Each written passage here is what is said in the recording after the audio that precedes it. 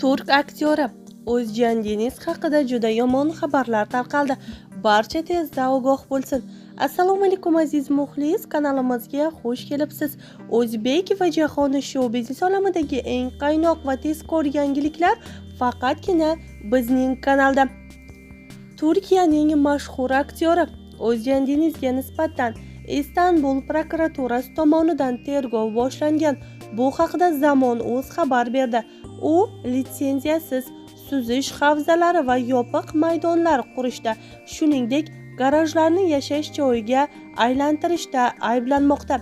Tergov doirasida Deniz gumondor sifatida so'roq qilinishi uchun 5-mart kuni sudga chaqirilgan, deyiladi xabarda.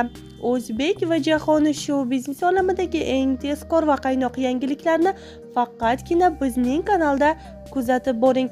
Bizni qo'llab-quvvatlash uchun like va podpisatsiya tugmachalarini bosib qoldirishni unutmang.